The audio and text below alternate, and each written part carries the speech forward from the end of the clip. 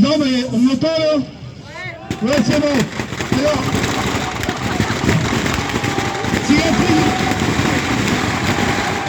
c'est la prise de la Bastille. Alors, aujourd'hui à Saint-Quentin, nous étions plus de 12 000 à dire non à la réforme Macron. Les manifestants du 19 et du 31 janvier et celles du 7 février ont rassemblé jusqu'à 3 000. On peut arrêter le bruit s'il vous plaît, sinon je parle pas. Hein. C'est bon. Vous étiez quasiment... S'il vous plaît. Vous étiez quasiment 10 000 dans la rue. Un défilé impressionnant. Cette semaine, il avait été organisé dans la ville.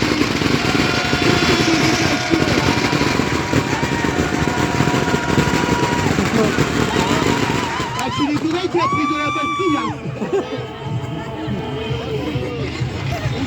Aujourd'hui, c'est encore une grande réussite.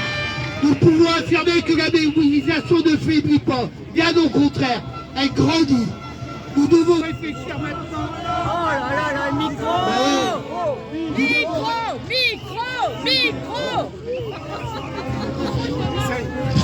Essaye combien? Nous devons réfléchir. Essaye combien? C'est quoi ce matériel? Ouais. Ah bah oui, quand même. Regarde le masque qu'il a mis, il est là-bas. Nous devons maintenant réfléchir à quelle suite donner à cette contestation. Il y a des gens, je vous donne rendez-vous jeudi prochain à 15h, place du 8 octobre. 10h à Ternier. Nous pouvons affirmer que la mobilisation, bien sûr, il y a une manif départementale de prévu à Ternier.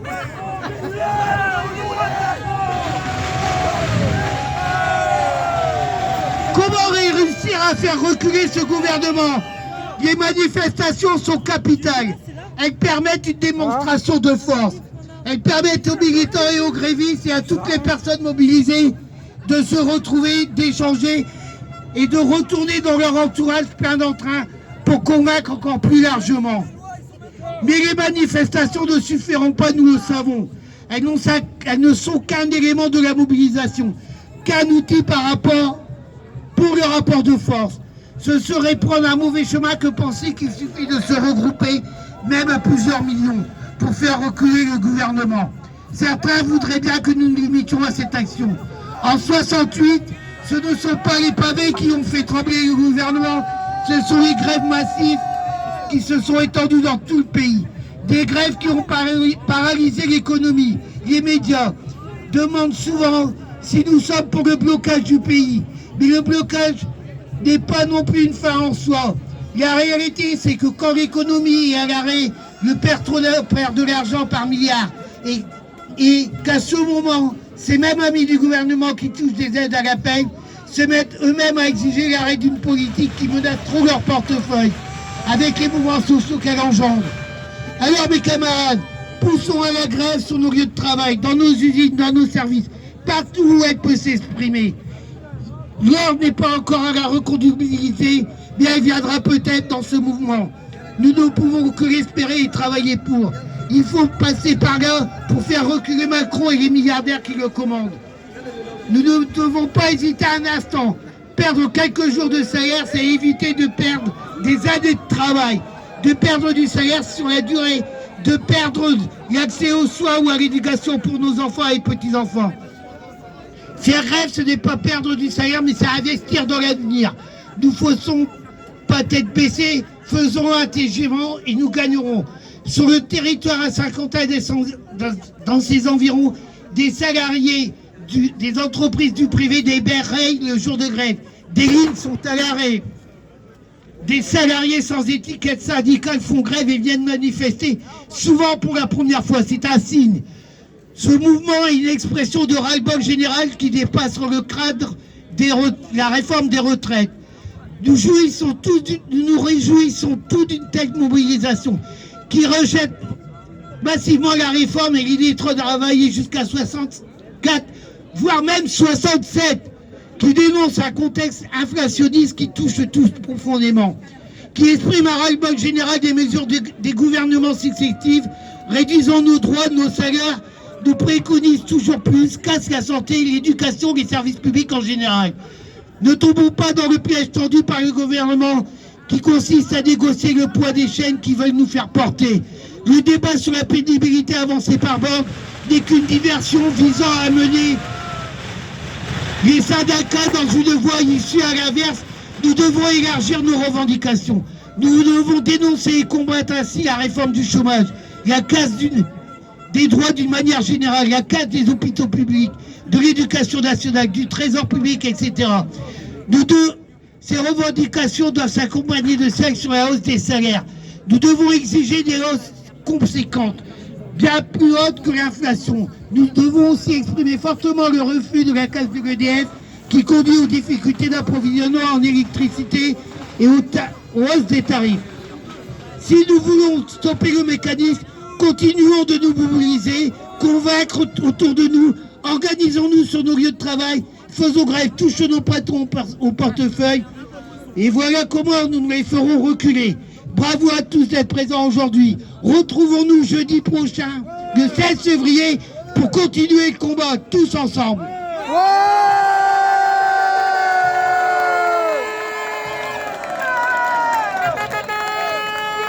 Oui. Tous ensemble, tous ensemble, Ouais. Tous ensemble, tous ensemble, ouais. Ouais. Tous ensemble, tous ensemble, ouais. Tous ensemble.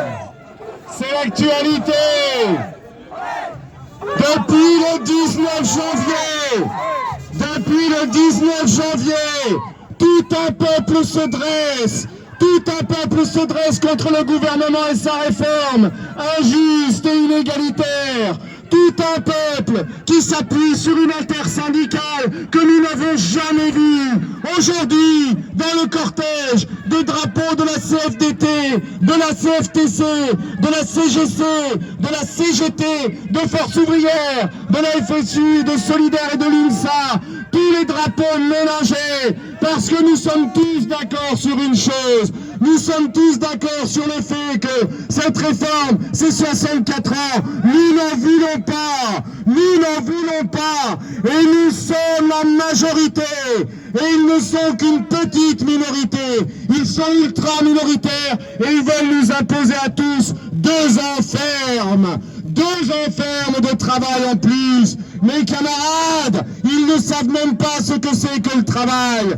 Et ils veulent nous mettre 2 ans ferme pour 12 milliards de déficit, alors qu'ils donnent 413 milliards d'euros pour les dépenses militaires. 413 milliards d'euros. 413 milliards d'euros pour semer la guerre et la destruction. 413 milliards d'euros pour fabriquer des bombes, des chars et des canons. Et nous devrions donner 2 ans de plus pour ça. Eh bien c'est non, nous refusons. Et depuis le 19 janvier, la mobilisation ne retombe pas. Alors écoutez bien, l'intersyndicale nationale s'est réunie et elle a discuté. Et elle a dit la chose suivante. Maintenant, le gouvernement doit nous entendre. Parce que nous sommes la majorité. Nous sommes la majorité dans ce pays. Et le gouvernement, dans une démocratie, il doit écouter la majorité. Eh bien maintenant, c'est très clair. Si le gouvernement ne nous écoute pas, tout à l'heure, vous l'avez entendu, il y a une étape le 16 février. Oui, mais ça ne va pas s'arrêter là. Parce que si le gouvernement ne nous écoute pas, l'intersyndicale nationale, mes camarades, appelle à démarrer le blocage du pays les 7 et 8 mars prochains. Mes camarades, nous sommes la majorité. Alors s'ils ne retirent pas leur projet, nous sommes le travail. Ce n'est pas eux le travail, c'est nous. C'est nous qui savons ce que c'est que de se lever le matin pour travailler. Et nous sommes la majorité. Alors si jamais ils ne retirent pas, eh bien nous allons les bloquer. Les 7 et 8 mars, nous démarrons le blocage du pays.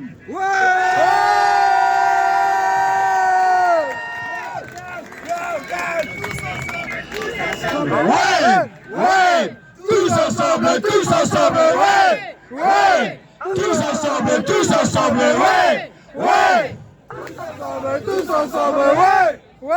On est tous unis contre cette réforme injuste, inégalitaire.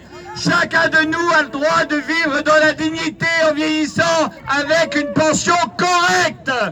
C'est pas en diminuant les pensions de moitié et en faisant travailler les gens plus longtemps qu'ils vivent mieux. La question des finances n'est pas à l'ordre du jour. Les retraites, c'est 14% du PIB, 1% de plus, et il n'y a pas de problème pour que tout le monde soit en retraite à 60 ans. Alors voilà, on n'a pas envie de payer de l'assurantiel pour assurer nos revenus, parce que les plus pauvres d'entre nous ne pourront pas.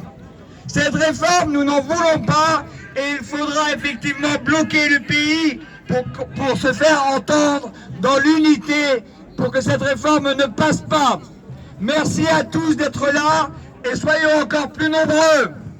Ouais!